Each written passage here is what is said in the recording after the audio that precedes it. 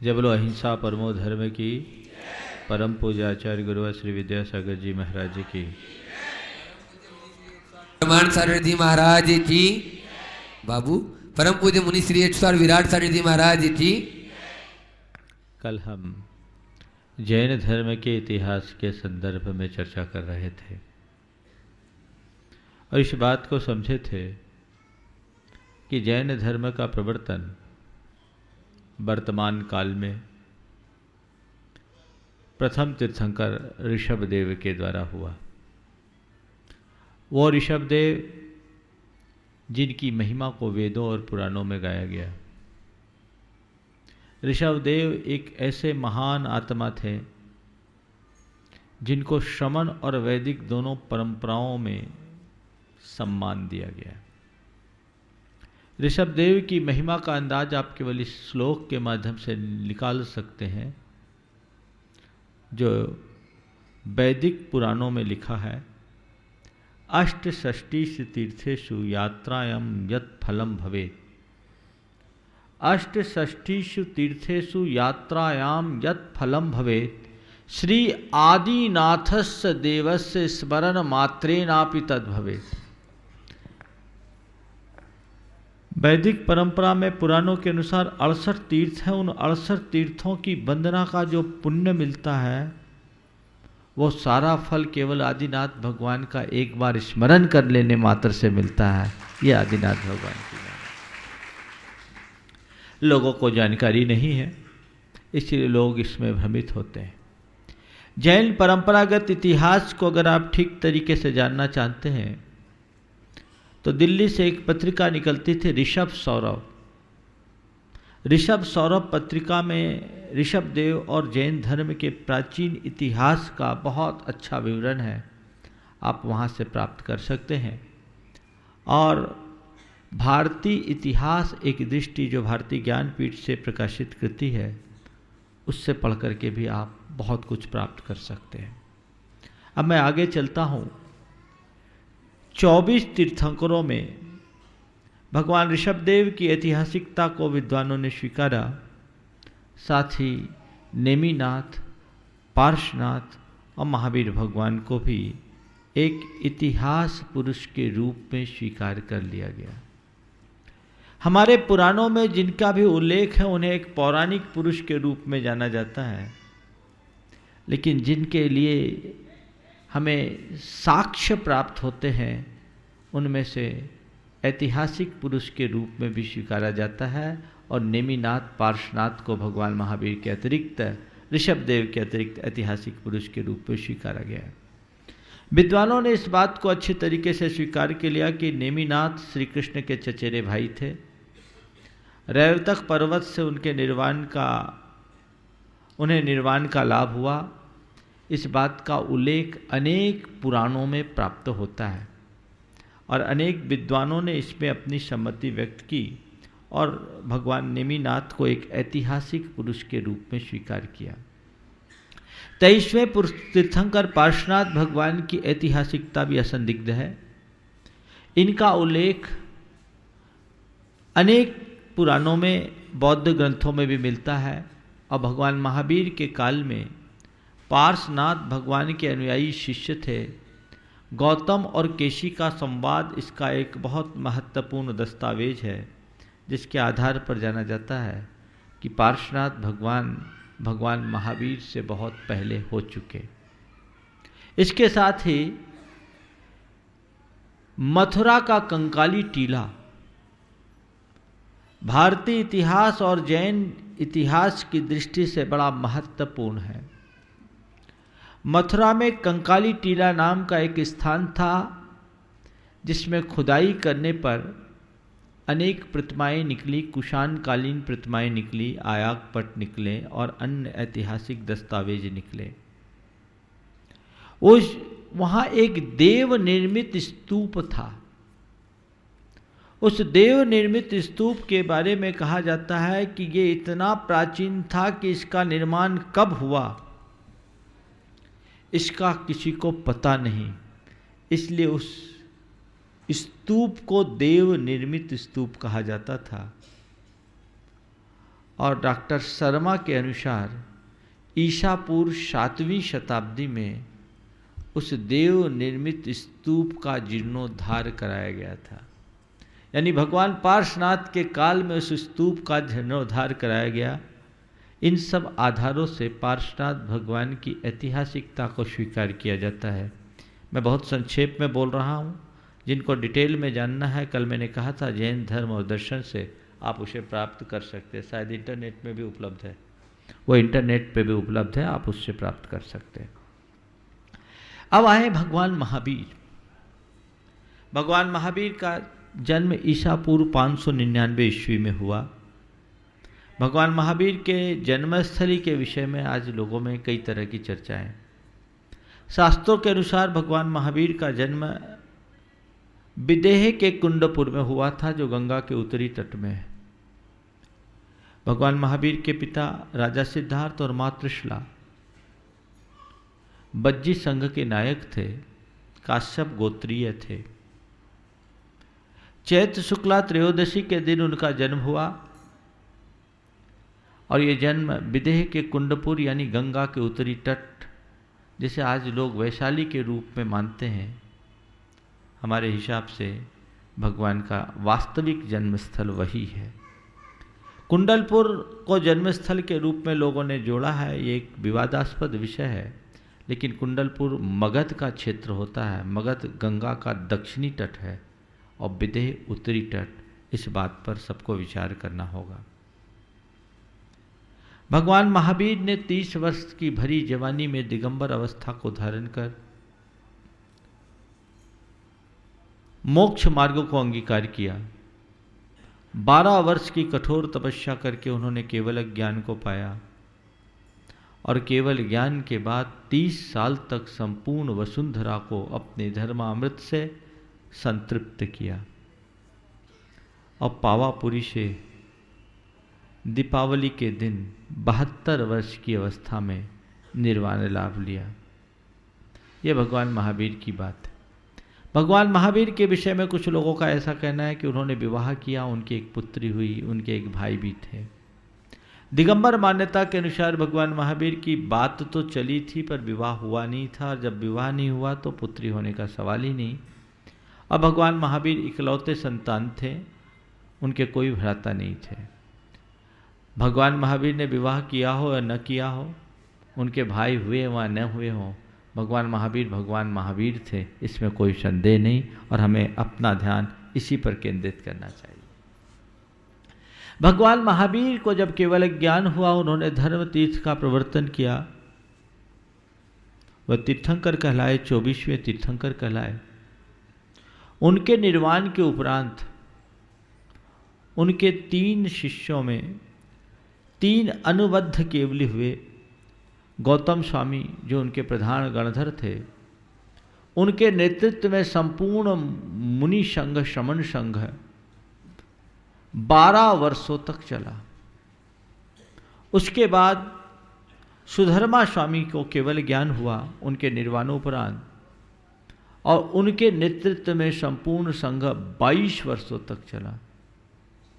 और उसके उपरांत अंतिम केवली जम्बू स्वामी को केवल ज्ञान की प्राप्ति हुई और उनके नेतृत्व में 39 वर्ष तक संपूर्ण श्रमण संघ चलता रहा। इस प्रकार भगवान महावीर के निर्वाण उपरांत 63 वर्षों तक केवली भगवंतों का हम सबको सानिध्य मिला। उसके बाद 5 श्रुत केवली हुए, विष्णु, नंदिमित्र, अपराजित, गोवर्धन और भद्रबाहु के नाम से। ये 5 श्रुत केवली हुए। केवली और श्रुत केवली में एक अंतर है। जिन्हें केवल ज्ञान होता है, जो पूर्ण ज्ञानी हो जाते हैं, उन्हें केवली कहते हैं। और केवल ज्ञानी के द्वारा प्रतिपादित तत्व को श्रुत कहते हैं। उस श्रुत के जो पूर्ण ज्ञाता होते हैं, उस श्रुत को जो परिपूर्णतः जानते हैं, उसे श्रुत केवली कहते हैं। तो अंतिम श्रुत केवली भद्रबाहु तक श्रुत केवलियों के नेतृत्व में ये श्रमण संघ चला। आचार्य भद्रबाहु के काल में इस श्रमण परंपरा में, इस निर्गंथ परंपरा में, इस जैन परंपरा में एक बहुत बड़ा मोड़ आया। जब भद्रबाहु महाराज थे, उस काल में संपूर्ण उत्तर भारत में 12 वर्षीय भयानक दुर्भिक्ष पड़ा। उस दुर्भिक्ष में ऐसी भयानक स्थिति हो गई कि लोग दाने दाने के लिए तरस गए। भद्रबाहु महाराज ने अपने दिव्य ज्ञान के बल पर यह जान लिया कि आने वाले दिनों में ऐसी परिस्थितियां निर्मित होगी जिसमें हमें अपनी चर्या का निर्वाह कर पाना संभव नहीं होगा। और इस बात को भाप जानते हुए उन्होंने अपने सारे संघ समुदाय से कहा कि हमें यहाँ से दक्षिण भारत की ओर विहार करना चाहिए, वहीं हमारी चर्या पलेगी।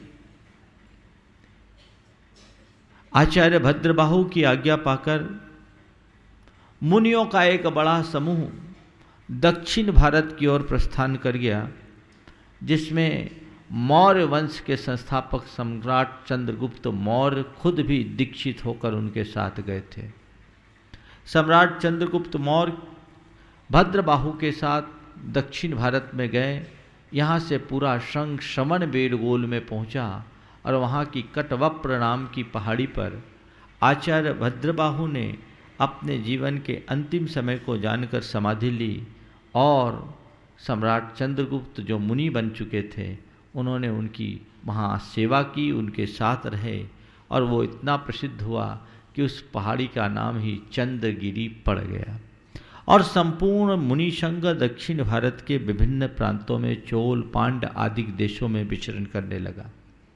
सम्राट चंद्रगुप्त ने दिगंबर मुनि की दीक्षा ली थी। इस आशय का उल्लेख एक शिलालेख 6वीं शताब्दी का आज भी श्रवण बेलगोल में है। और इसी आधार पर आज सारे विद्वान इस बात को मानते और स्वीकार करते हैं कि सम्राट चंद्रगुप्त मौर्य एक जैन राजा हुए। इस प्रकार एक संघ तो उधर चला गया, लेकिन एक स्थूल भद्र नाम के आचार्य के नेतृत्व में मुनियों का एक भाग उत्तर भारत में ही रह गया।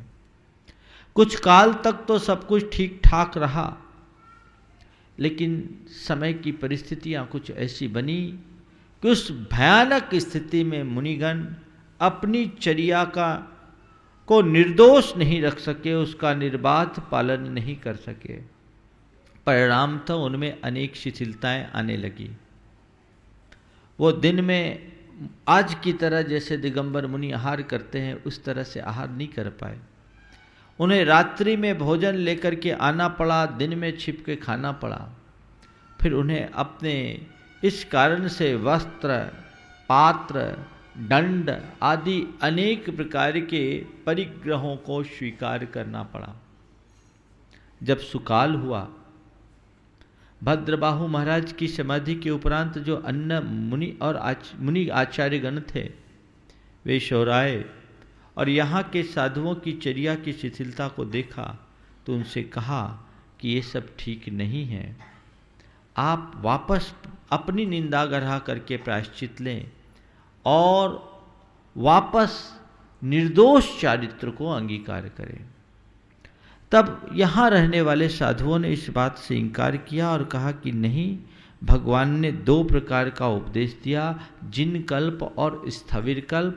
जम्बू स्वामी के बाद जिन कल्प का विच्छेद हो गया है, अब स्थविर कल्प का ही युग है। और हम लोग जो चर्या कर रहे हैं वो ठीक है, क्योंकि सचेल मुक्ति, वस्त्र सहित मुक्ति भी भगवान ने बताई। और यहीं एक अभिभक्त संघ दो भागों में बंटना शुरू हो गया। दिगंबर और श्वेतांबर रूप जो मतभेद हुआ, उसका बीजारोपण इसी घटना के साथ हुआ। धीरे धीरे धीरे धीरे एक परिवर्तन हुआ। मथुरा के कंकाला टीला से एक आयाकपट्ट एक विशेष प्रकार का पट्ट होता है, उसमें अनेक प्रकार की भित्ति चित्र उकेरी हुई होती है, वो आयाकपट्ट प्राप्त हुआ। उसमें एक साधु का चित्र है जिसमें उसका संपूर्ण शरीर पीछे से दिगंबर है और सामने की ओर हाथ में ऐसा एक कपड़ा लटकाया हुआ है। उस संप्रदाय को अर्धफालक संप्रदाय कहा जाता था। अर्धफालक संप्रदाय जो श्वेतांबरों के पूर्वज प्रारंभ में इस तरीके से जब वो बस्ती में आते थे तो अपनी नग्नता को ढांक लिया करते थे।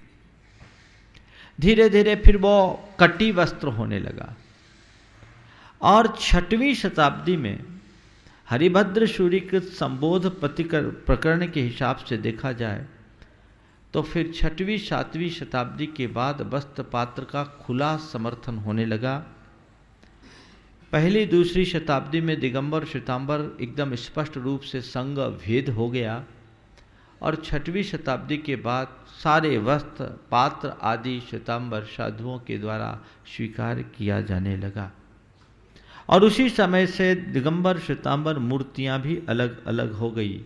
पहले दिगंबर श्वेतांबर मत भले अलग अलग थे लेकिन दोनों की मूर्तियां एक होती थी।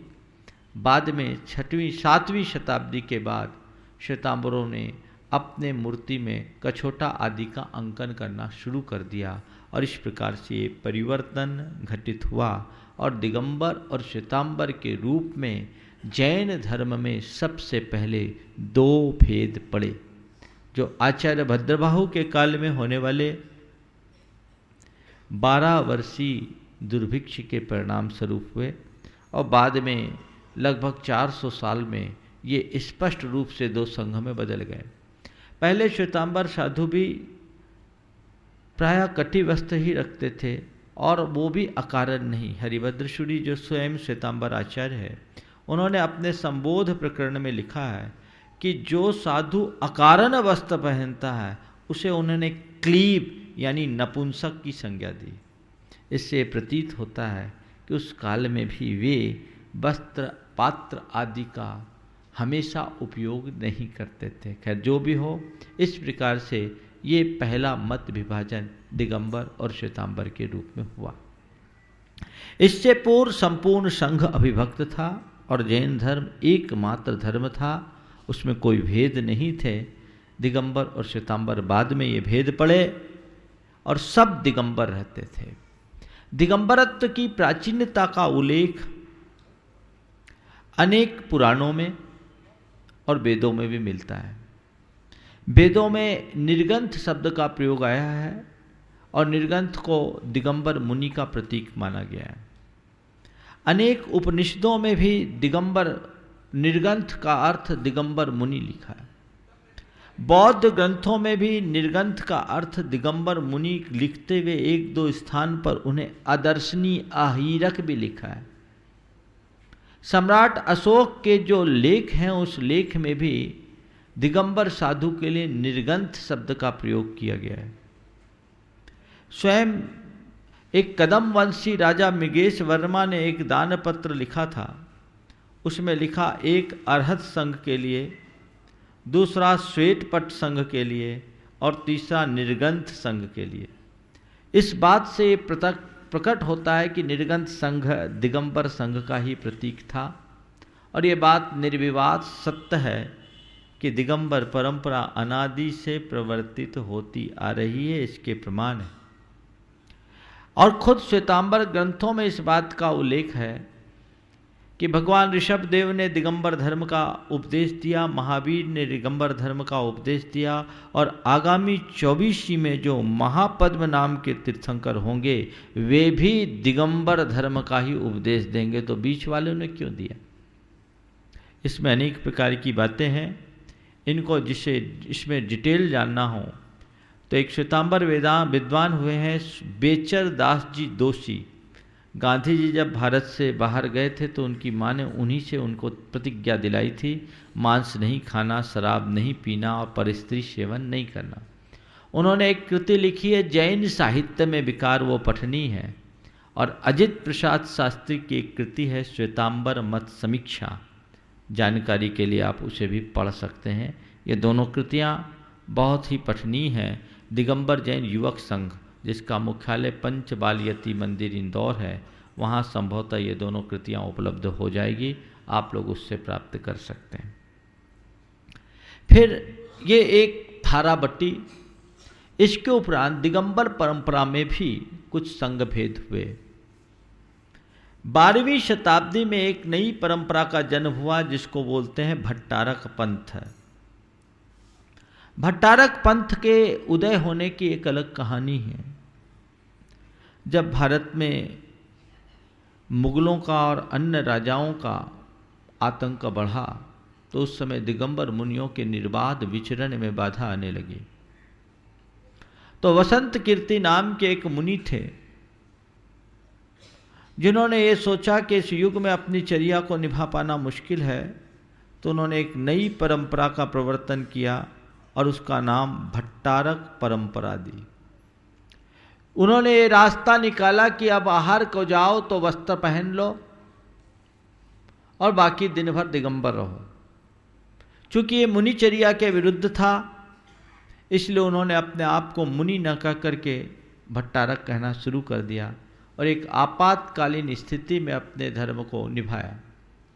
और ऐसी स्थिति में मुनियों का विहार अवरुद्ध हो गया। उन्हें एक ही जगह में मठों में रह करके समस्त धार्मिक और सामाजिक गतिविधियों का संचालन करना पड़ा। भट्टारक परंपरा की इससे शुरुआत हुई कि वो जब आहार को जाते थे तब वस्त्र लेते थे, बाकी दिन भर दिगंबर। 12वीं शताब्दी से धीरे धीरे बढ़ते बढ़ते 16वीं शताब्दी तक भट्टारक परंपरा में घोर शिथिलाचार हो गया। ये भट्टारक 24 घंटे वस्त्र से जुड़ गए और वस्त्र से नहीं अन्य प्रकार के परिग्रहों से भी जुड़ गए। ये मठों में विपुल धन के माध्यम से एक सामंती व्यवस्था जैसी व्यवस्था से जुड़ गए और इनका समाज में बड़ा भय भी रहता था, प्रभाव भी रहता था। भट्टारकों के युग में एक अच्छा कार्य यह हुआ कि उस काल में हमारे बहुत सारे साहित्यों की रचना हुई, लिपि प्रतिलिपि हुई, साहित्य सुरक्षित हुए। लेकिन एक विपरीत कार्य यह हुआ कि इसी काल में कुछ ऐसे ग्रंथ भी रचे गए जिसका मूलभूत जैन धर्म से कोई संबंध नहीं था। चमत्कार को नमस्कार के नाम पर अनेक प्रकार के कल्प और अनेक प्रकार के तोने टोटके आदि की बातें जैन धर्म से जोड़ दी गई। देवी देवताओं की पूजा अर्चा को प्रवर्तित कर दिया गया। ये 12वीं शताब्दी से 16वीं शताब्दी तक की कहानी हुई। उस काल में ये भट्टारक पंथ एक अलग पंथ के रूप में रहा। भट्टारक अपने आप को मूल संघी ही कहते थे और भट्टारकों ने निश्चित रूप से मूल संघ की अभिवृद्धि की है। लेकिन उसके साथ साथ एक नकारात्मक पक्ष ये रहा कि उस काल में बहुत सारे ऐसे साहित्य का सृजन हुआ जो मूल संघीय साहित्य के अनुकूल नहीं है, जिसमें अनावश्यक कर्मकांड जैन धर्म में प्रविष्ट हो गए। ये दिगंबर दीक्षा लेते थे और दीक्षा लेने के बाद समाज के लोग उनसे आग्रह करते थे, फिर वो वस्त्र स्वीकारते थे। धीरे धीरे धीरे धीरे 16वीं शताब्दी तक जब ऐसी स्थितियां बढ़ी तो समाज में एक विद्वान हुए पंडित बनारसी दास जी। उन्होंने इन भट्टारकों की चर्या क्रिया देखी और आगम को पढ़ा तो सोचा कि ये तो जैन मुनि की चर्या के अनुकूल कहीं से है ही नहीं। जैन मुनि का जो स्वरूप है वो इनमें दिखता ही नहीं। तो उन्होंने समाज में एक आंदोलन चलाया जिसका नाम था तेरा पंथ आंदोलन। इस तेरा पंथ आंदोलन के मूल में बात यह थी कि 13 प्रकार के चारित्र का निर्दोष पालन करने वाले मुनियों को अपना गुरु मानने वालों का पंथ। 5 महाव्रत, 5 समिति और 3 गुप्ती। इन 13 प्रकार के चारित्र का जो निर्दोष पालन करते हैं उनको ही हम अपना गुरु मानेंगे। और इन्होंने आंदोलन छेड़ा और उस आंदोलन में जो विकृतियां थी, मुख्य रूप से उनका आंदोलन भट्टारकों के विरुद्ध था और जो जितने कर्मकांड थे उन्हें जो जैन धर्म के मूल से अनुकूल नहीं बैठते थे उनने उनको उखाड़ फेंका। उसी समय में पूजा पद्धति को लेकर के कुछ परिवर्तन आया और 13 पंथ और 20 पंथ के नाम से समाज में 16वीं शताब्दी में 2 पंथ और बने। जब बनारसी दास जी की तरफ से 13 पंथ का प्रवर्तन हुआ, उसमें 13 बातें जोड़ी गई। दिक्पालों की पूजा नहीं करना, देवी देवताओं की पूजा नहीं करना, भगवान को रांधा हुआ अनाज नहीं चलाना, पंचामृत अभिषेक नहीं करना, स्त्रियों के द्वारा अभिषेक नहीं करना, आदि आदि अन्य चीज़ें थी। और ये तेरा पंथ का प्रभाव बहुत पड़ा, समाज में बहुत लोकप्रिय हुआ। उत्तर भारत में तो ये असर हुआ कि संपूर्ण उत्तर भारत से भट्टारकों की जड़ उखड़ गई। आज भी उत्तर भारत में कहीं कोई भट्टार की गद्दी नहीं, जो कुछ है वो दक्षिण में है। भट्टारकों ने हमारे तीर्थों, मंदिरों की, मूर्तियों की हिफाजत की, इसमें कोई संशय नहीं, और सारी जैन समाज उनके प्रति आभारी है। लेकिन जो विकृतियाँ आई उसकी समीक्षा करना भी जरूरी है। फिर इसके बाद जब इनने तेरा पंथ अपने आप को कहना शुरू किया तो भट्टारकों के अनुयायियों ने अपने आप को बीसपंथी कहना शुरू कर दिया। बीसपंथी कहने के पीछे उस मूल उत्पत्ति ये दी जाती है कि उस समय भट्टारकों की 20 प्रमुख गद्दियाँ थी, तो जो 20 गद्दियों में बैठे भट्टारकों को अपना गुरु मानते थे वो बीसपंथी हो गए, और जो 13 प्रकार के चारित्र का पालन करने वाले मुनियों के अनुयायी बनना चाहते थे वो 13 पंथी हो गए। इस प्रकार समाज में 13 पंथ और 20 पंथ के नाम से 2 भेद और पड़े। ये 16वीं शताब्दी की देन है। बंधुओं, आज के संदर्भ में मैं कहता हूँ ये 16वीं शताब्दी में हुआ, हम आज 21वीं शताब्दी में जी रहे हैं। समाज को पंथ भेद में बांटने का कोई औचित्य नहीं। हमें एक ही चीज़ देखना चाहिए कि अहिंसा और वीतरागता की पुष्टि किससे होती है, बस वही हमारा पथ है। हमें पथ का सत्कार करना है, पंथ का नहीं। पथ से मुक्ति मिलती है, पंथ से नहीं। 13 पंथ हो या 20 पंथ, जो कुछ भी अंतर है वो पूजा अर्चा को लेकर के ही है। और मुझे समझ में नहीं आता कि आजकल पूजा अर्चा को लेकर इतना हल्ला क्यों मचाया जाता है। क्या हमारा धर्म केवल पूजा अर्चा ही है कि मूलभूत तत्व ज्ञान है? केवल पूजा अर्चा से तुम्हारा कल्याण नहीं होगा, तत्व ज्ञान पाओगे तो तुम्हारा कल्याण होगा। और तत्व ज्ञान तो चाहे कोई 13 पंथी हो चाहे 20 पंथी, आत्मा तो सबकी एक है। उस आत्मा की तरफ दृष्टि बनाओ और सत पथ के पथिक बनकर अपना कल्याण करो। मैं हमेशा कहता हूँ, पंथ को नहीं पथ को देखो। क्या है मेरा लक्ष्य, क्या है मेरा उद्देश्य, तो समाज आगे बढ़ेगी। इसके बाद एक और पंथ दिगंबर परंपरा में प्रकट हुआ, वो है तारण पंथ। ये भी 16वीं शताब्दी में हुआ। 16वीं शताब्दी में मूर्ति भंजकों का बड़ा प्रकोप था, और मूर्ति भंजकों के उस बढ़ते हुए प्रकोप के काल में मूर्तियों को बचा पाना मुश्किल हुआ। कई जगह ऐसा हुआ कि समूह के समूह में मूर्तियां नष्ट की गई। उसी काल में एक तरन तारण नाम से एक साधक हुए, जिन्हें आज तारण स्वामी के नाम से जाना जाता है। उनका जन्म कटनी के पास बिलहरी गांव में हुआ। बिलहरी गांव मंदिरों की नगरी थी। ऐसा कहा जाता है कि वहाँ की जो सड़क बनी है वो मूर्तियों के अवशेष को चूर करके बनाई हुई। 32 जिन प्रतिमाएं तो दीवारों के अंदर से मैंने निकलवाई, और यहाँ विराजमान पारसनाथ भगवान वहीं से आए। आज भी वहाँ 40 खाली मंदिर पड़े हैं, जिनके दीवारों में दिगंबर मूर्तियाँ उत्कीर्ण हैं, अंदर कोई वेदी नहीं, भगवान नहीं। वहाँ मूर्तियों को बहुत विनष्ट किया गया। शायद उस समय इन्हीं सब बातों को देखकर तरन तारण जी के मन में आया होगा कि मूर्तियों को बचा पाना मुश्किल है, तो उन्होंने एक सिद्धांत दिया, नानमयम जिन बिंबम, ज्ञान ही बिंब है, मूर्ति पूजा करने की कोई आवश्यकता नहीं। और उन्होंने, जो मुनि नहीं बने थे, अपने हिसाब से साधना की और 14 ग्रंथों की रचना की। वो ग्रंथ जो मूल आगम से कई जगह अनुकूल नहीं बैठते, क्योंकि उसमें आज भी सर्वार सिद्धि का रास्ता खोला गया है, जबकि आज 16वें स्वर्ग से ऊपर कोई नहीं जाता। उन्होंने उन ग्रंथों की रचना की और उनके अनुयायी तारण पंथी कहलाए, जो मूर्ति पूजा में विश्वास नहीं रखता। इनके चैत्यालय होते हैं, उन चैत्यालयों में मूल गद्दी पर, वेदी पर उन्हीं के द्वारा प्रतिपादित 14 ग्रंथों को रखा जाता है। यद्यपि ये हमारे सभी आगम ग्रंथों को पढ़ते हैं, और आज बहुत सारे तारणपंथी भाई देव दर्शन भी करते हैं, पूजन भी करते हैं। एक समय में ये पंथ बना था, आज ऐसा कोई पंथ देखने को नहीं मिलता। मैं तो एक ही बात कहता हूँ, तुम्हें अपने घर में टंगी तस्वीर यदि कुछ प्रेरणा देती है, तो भगवान के मंदिर में बैठे भगवान भी, मूर्त भी तुम्हें बहुत बड़ी प्रेरणा देगी, प्रेरणा लो। बाकी बातों को छोड़ दो, इन सब बातों के आग्रहों से जीवन में कुछ नहीं होता।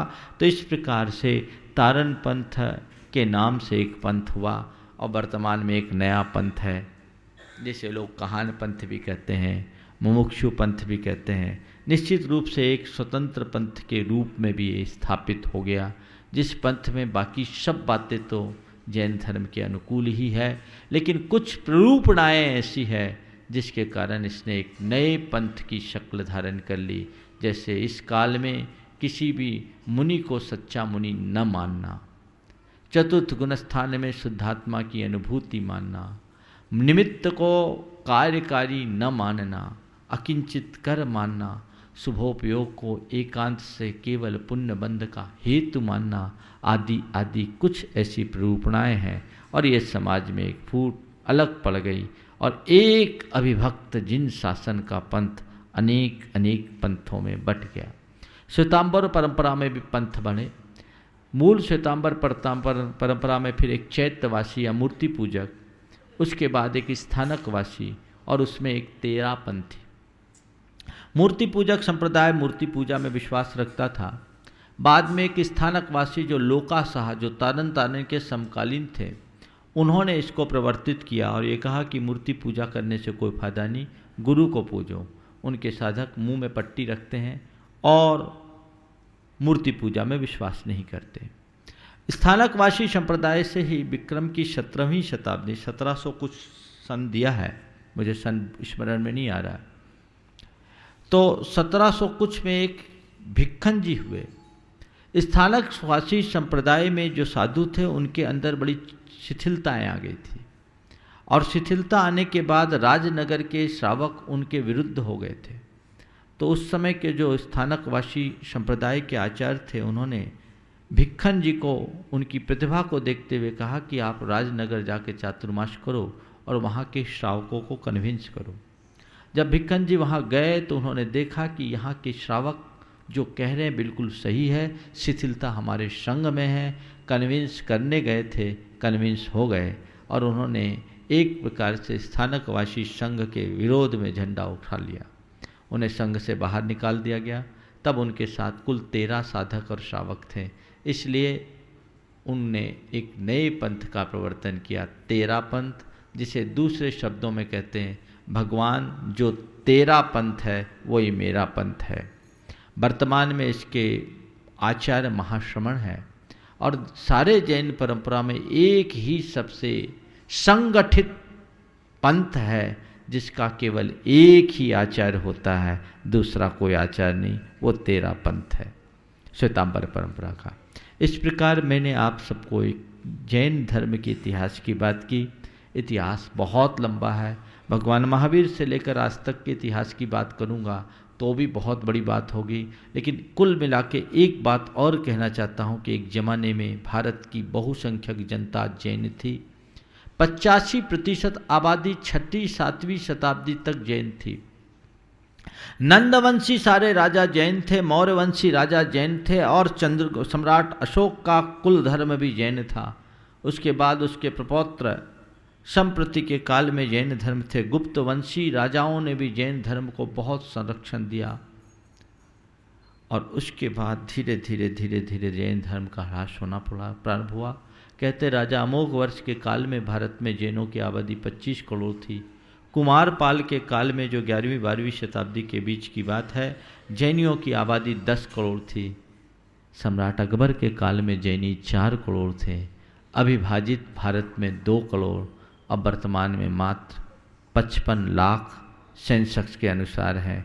हमें सोचना है हम कहाँ जा रहे हैं। आज ज़रूरत है हर जैन को एक होकर जैन शासन की ध्वजा को आगे बढ़ाने की, न कि आपस में पंथों और वर्गों के नाम में उलझने की। इन सब को छोड़कर हमें जिन शासन की प्रभावना में आगे आकर के बढ़ना चाहिए। इस प्रकार आज मैंने आपको जैन धर्म के इतिहास के बारे में बताया। कल मैं आपको महामंत्र नमोकार के विषय में बताऊंगा कि हमारा मूल मंत्र नमोकार क्या है, उसे आप जानेंगे। आगे का समय थोड़ा सा है, प्रश्नोत्तर के लिए जिन्हें आमंत्रित करना है बुला लीजिए।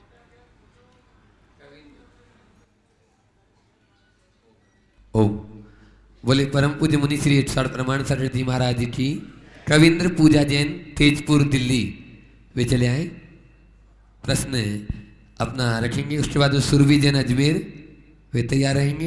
एक प्रश्न पूछा है पदम जी पाटनी कोलकाता ने, मंदिर में विषम अंक में प्रतिमा क्यों होनी चाहिए? 1, 3, 5, 7, 9 आदि। मंदिर में विषम अंक में प्रतिमा क्यों होनी चाहिए? इसलिए कि सम बंध का कारण होता है और विषम अबंध का कारण होता है। सम यानी जोड़, हम संसार में जोड़ने के लिए भगवान के चरणों में नहीं जाते हैं, संसार को तोड़ने के लिए जाते हैं, समझ गए?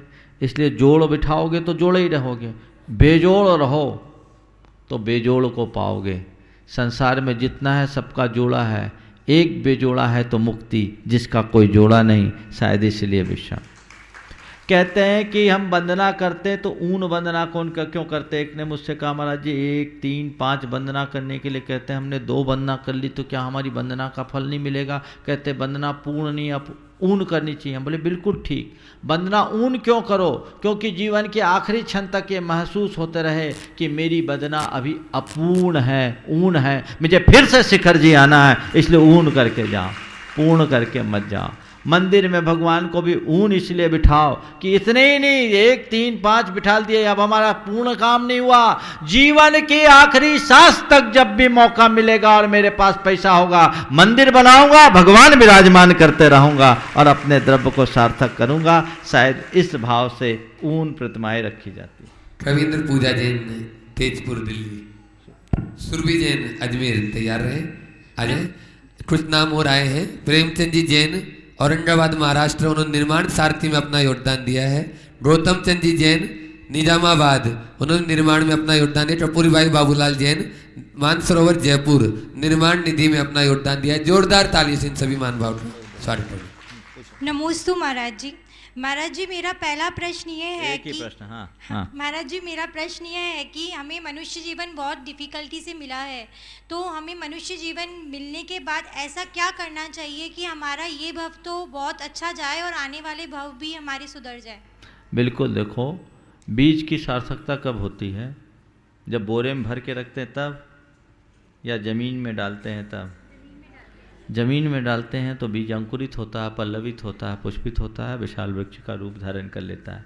तो बीज की सार्थकता अंकुरित होकर के वृक्ष के रूप में परिणत होने में है। इसी प्रकार मनुष्य जीवन की सार्थकता धर्म की धरती में अपने आप को आरोपित करने में है, व्रत संयम के रास्ते को अंगीकार करने में है, धर्म का आचरण करने में है। मनुष्य जीवन सार्थक होगा। हाँ, आगे। कन्हैयालाल सेठी औरंगाबाद, कुछ बोल रहे क्या? कुछ बोल बंधुओं मैं देख रहा हूँ परम पूज्य महाराज श्री जो अभी बहुत ही ज्ञान ऐसा दे रहे हैं जिसका हमें शंका समाधान अभी नहीं भी हो पा रहे हैं, तो हमारी सारी शंकाओं का समाधान उसी में हो रहा है। जानिए जैन धर्म का मर्म, वो बहुत ही आवश्यक है। कन्हैयालाल सेठी कुछ बोल रहे हैं। 26 तारीख से समोसन विधान का रोज आप टीवी पे देख ही रहे हैं। मेरा कहना है जितने भी आप आए हुए हैं सब के सब विधान में बैठिए। 26 दिसंबर से आपको शुरू होगा, 31 दिसंबर तक रहेगा। आप भावना बनाइए। ऐसा विधान हमारे हिसाब से शिखर जी में पहला विधान है। ये आज तक ऐसा विधान हुआ नहीं है और अपने तरह से इंडिया में भी जो विधान हुआ है ऐसा विधान 4 संवत्सरों में 4 हाथ जोड़ा बैठेगा, ऐसा विधान नहीं हुआ है। इसलिए मेरा कहना यही है कि आप लोग सब तन मन धन जितना भी लगाइए, ऐसा मौका बार बार नहीं आएगा।